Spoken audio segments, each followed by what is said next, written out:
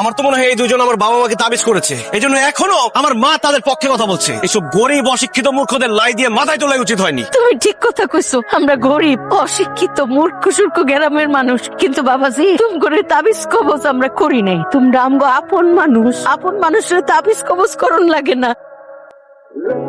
ভাইজান গো, কতদিন পরে গ্রামে আসলেন না? প্রায় 12 বছর। আরে বাড়ির রাস্তাঘাটই তো ভুলে গেছিলাম। মানুষের জিজ্ঞাসা করি আমাকে বাড়ির রাস্তা কোন দিকে। মসজিদ কই? মসজিদে ডাকো। ঘরেই আছে। এই যে দেখা যান কারা আসছে। আমি ভাইজান আপনার আইবেন, আমার একটু জানাইবেন না তো আমি নদীর ঘাটে নৌকা নিয়ে বসে থাকতাম। আপনার ভাইজান তো খবর দিতে চাইছিল, কিন্তু আমি মানা করছি। আপনাদেরকে একটু সারপ্রাইজ দিতে চাচ্ছিলাম আর কি। ভাইজান ভাবি, বিদেশি মেহমান উনারা কারা? আরে আম্বিয়া, তুমি চিনো নাই? আমার ছেলে রাশেদ আর ওর বউ নাবিলা। নাবিলা, সালাম দাও রাশেদের চাচা চাচি। আসসালামু আলাইকুম। ওয়ালাইকুম আসসালাম। রাশিদ, কেমন আছো বাবা? ভালো আছি। আরে ওইদের মধ্যে হাইটটা আছে, দেখছো গ্রামে একেবারে সব সুবা হয়ে বিজ্জা গেছে।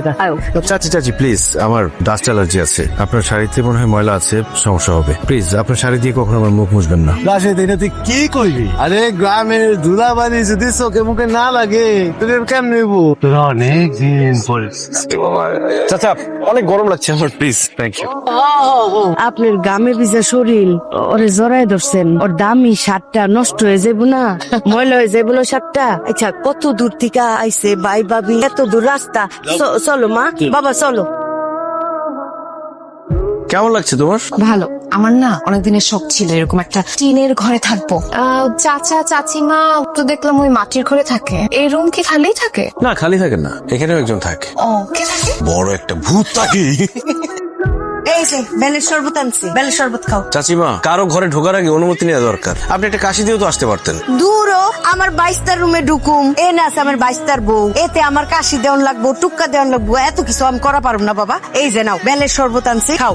আমি খাবো না, আর আমি চিনি মেশানো কিছু খাই না। আচ্ছা চাচিমা, আমি খাচ্ছি। আচ্ছা উঠো তোমরা, বিছনা টিছনা যাইরা এই খাতাটা বিছাই দিই। আমরা ঢাকা থেকে বেডশিট নিয়ে এসেছি, লাগবে না এটা। আরে ঢাকার বিছনায় তো সারা জীবন ঘুমাওই, জানো বৌমা, এই খেতার সাথে তোমার স্বামীর অনেক স্মৃতি আছে। কি স্মৃতি? আরে রাশেদ যখন হইছে তখন আমি এই খেতাটা সিলাইছিলাম। রাশেদ সারাটা দিন এই খেতার মধ্যে ঘুমাইতো, আর একটু পরে পরে এই খালি ছাইরা দিত। চাচিমা কি বলেন আপনি এসব আমার বোর সামনে? ধ্যাৎ, ভালো লাগে না এসব। শরম পাইছে। আচ্ছা, আমি হেল্প করছি আপনাকে।